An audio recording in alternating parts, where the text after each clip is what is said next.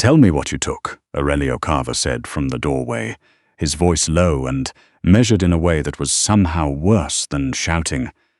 "And I'll decide whether you walk out of here yourself or my men carry you out in pieces."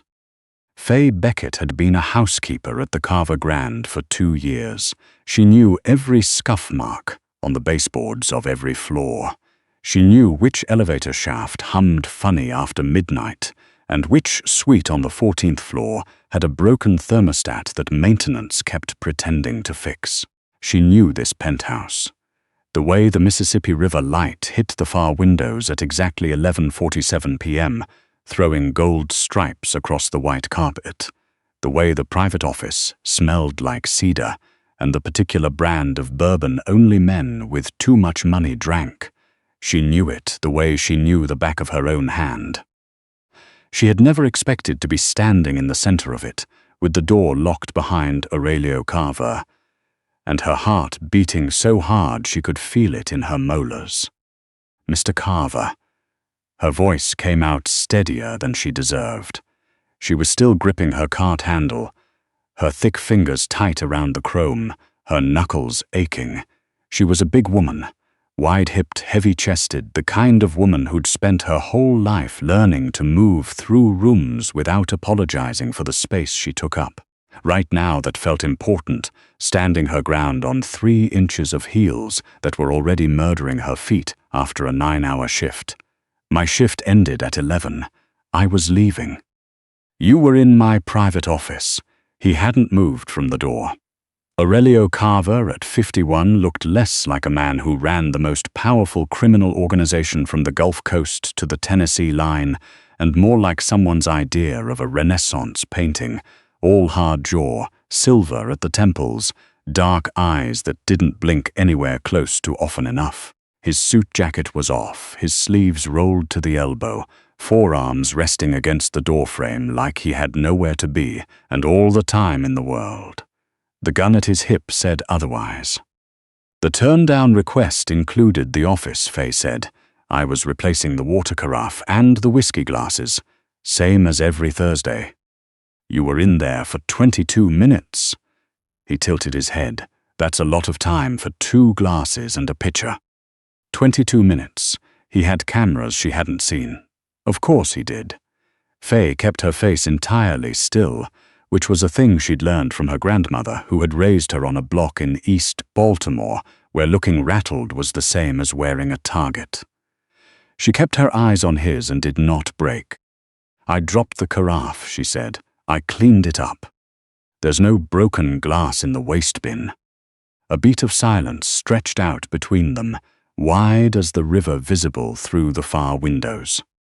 I cleaned it up very thoroughly. Aurelio Carver pushed off the doorframe and walked toward her.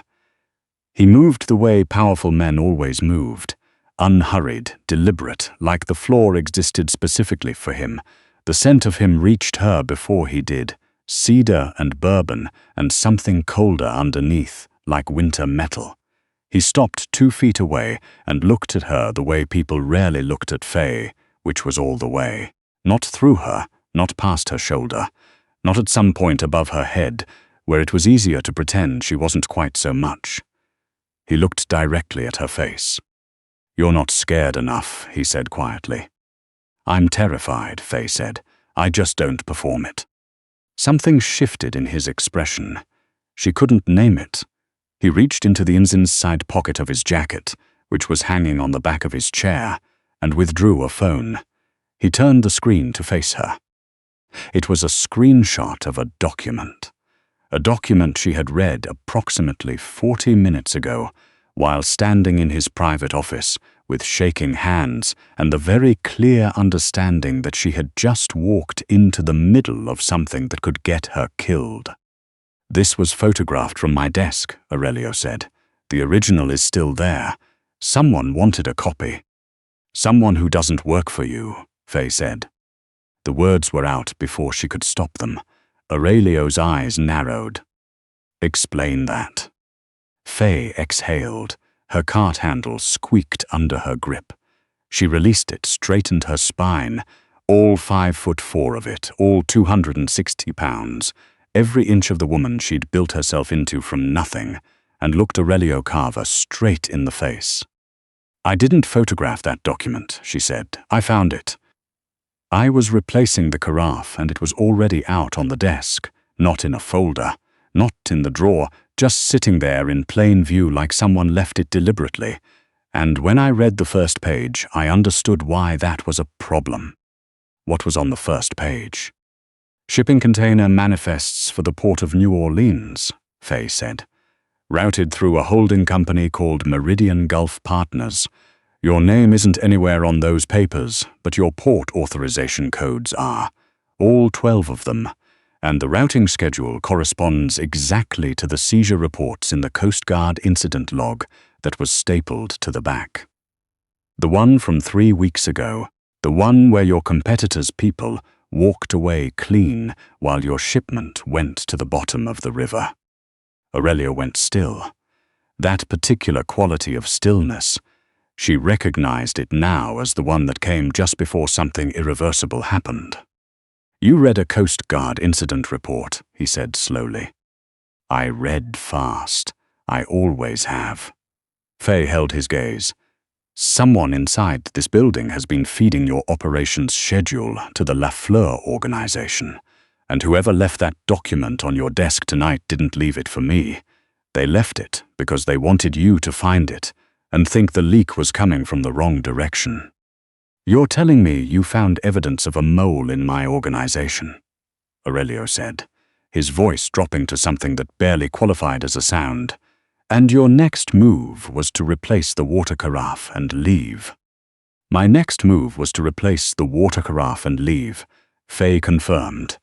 "Because I am a housekeeper and not a person who makes decisions about organized crime, and I had a very optimistic theory that if I didn't take anything and didn't tell anyone, I would not become relevant to whatever this situation is. That theory has expired." "I noticed." He stared at her for a long moment.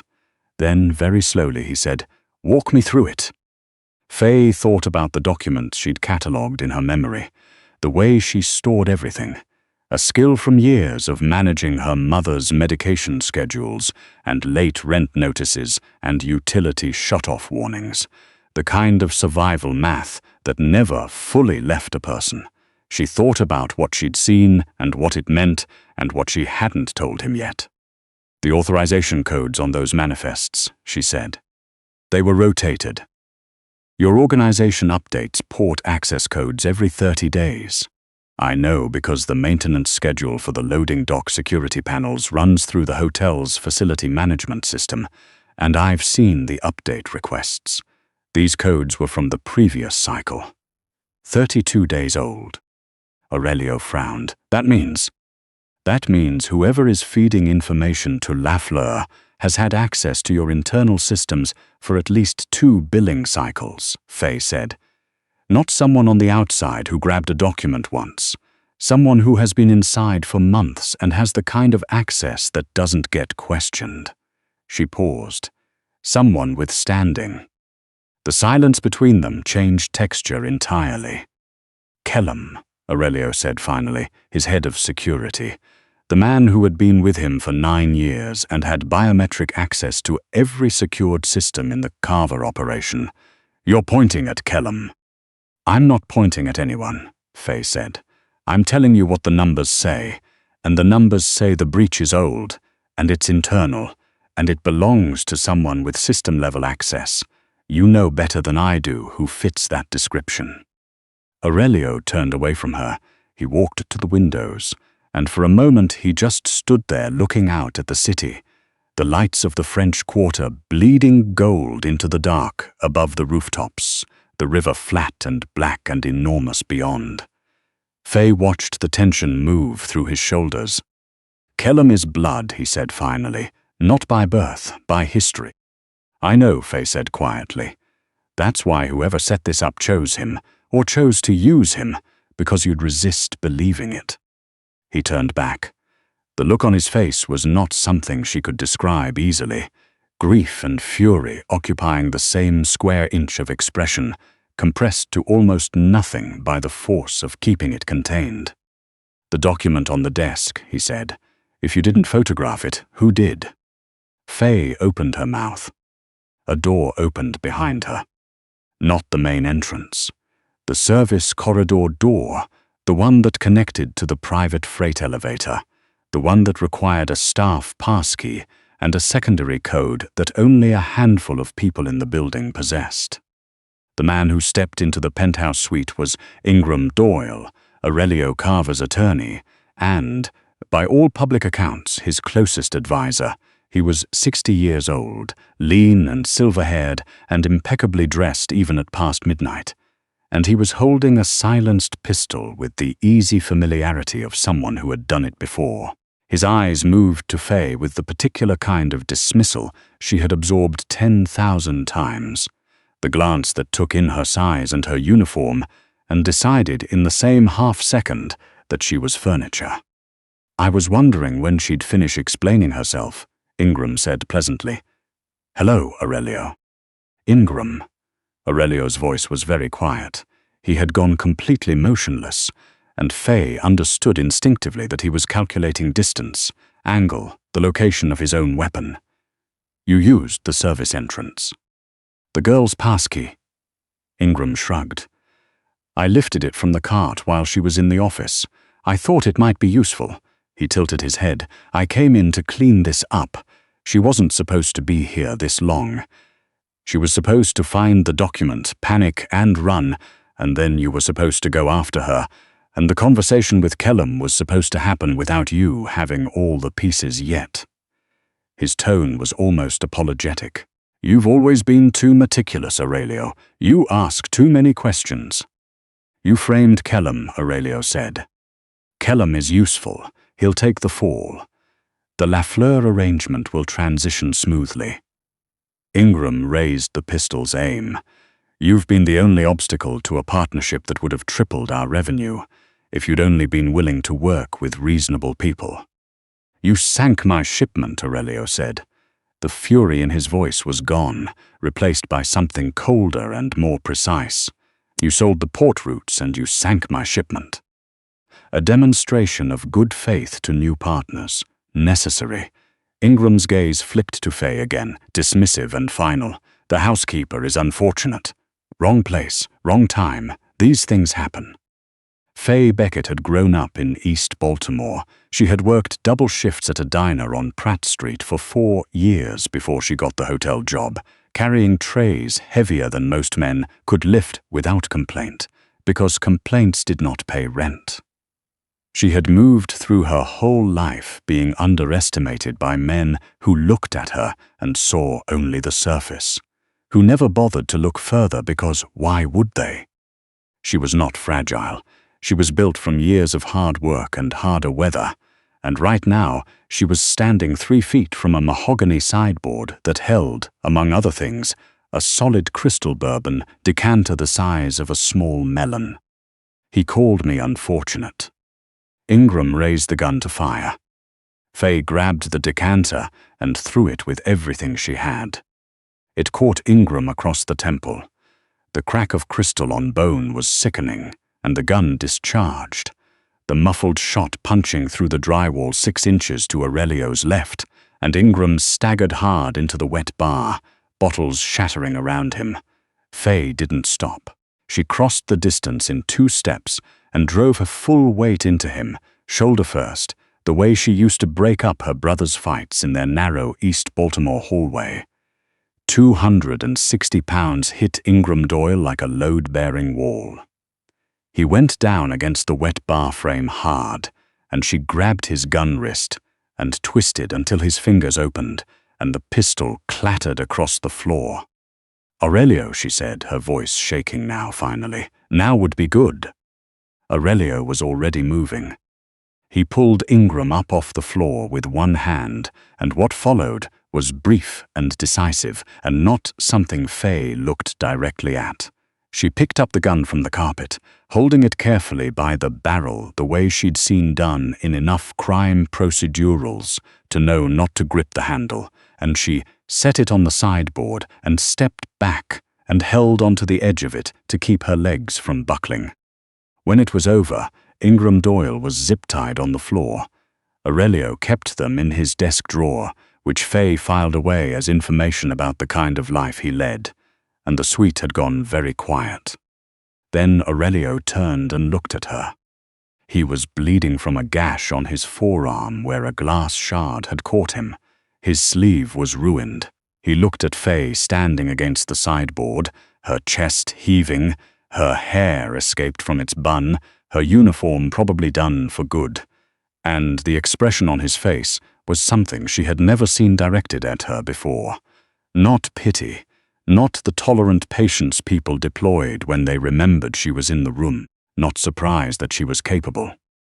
Something else, something that had no patience in it at all. He walked toward her like she was worth walking toward.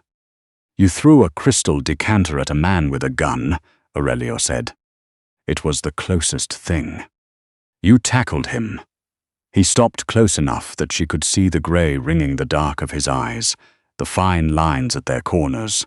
"You tackled an armed man with your bare hands." "He called me unfortunate." The edge in her voice came out sharper than she intended. "I've been called a lot of things. I don't like unfortunate." Aurelio reached out and removed the cart handle from her grip. She hadn't realized she was still white-knuckling it, and set it aside. Then he looked at both her hands, the way a man checks for damage, turning them over once in his. She let him, because she was still shaking, and because no one had checked her for damage in longer than she could remember. "You decoded those manifests in under 25 minutes, he said. "You identified the breach, traced the pattern, and understood the setup. Where did you learn that?" "Finance degree," Faye said. She saw his expression and answered the unasked question. "Community college. Couldn't afford the transfer credits. I've been here 2 years saving up to finish." She paused. "I also handle the hotel's quarterly inventory reconciliation as a side arrangement with the general manager. He can't keep the books straight." Something that was almost humor moved across Aurelio's face. "You're a forensic-level accountant working turn-down service," he said. "I'm a woman who takes the work that's available," Faye said, "same as always." He was quiet for a moment, watching her. "You could have run tonight," he said. "When you saw what was on that desk, you could have walked out and stayed quiet and never looked back." "I thought about it," Faye said honestly. "Why didn't you?" She held his gaze. The French Quarter pulsed somewhere far below them, indifferent and bright, and the river moved in the dark beyond the windows the way it always had, older than any of this. "Because whoever set this up was going to let you die," she said. "And I've worked in this building for 2 years. I've seen how you run it. You don't let anyone leave who can't make rent. You paid the kitchen porter's hospital bills when he didn't have insurance, and you didn't tell anyone you did it. You know the names of every person on the cleaning staff." She paused. "I don't agree with what you are, but I know who you are," and that seemed like it mattered. The quiet that followed was different from all the other quiet in the room that night. Aurelio raised his hand and very carefully pushed a loose strand of hair back from her face. His thumb rested against her cheekbone, warm, deliberate, unhurried. "I'm going to need a full audit of every financial account connected to Ingram Doyle's access," he said. "Someone who can read a routing chain and understand what they're looking at." "That's not a housekeeper position," Faye said. "No," Aurelio agreed, "it's not.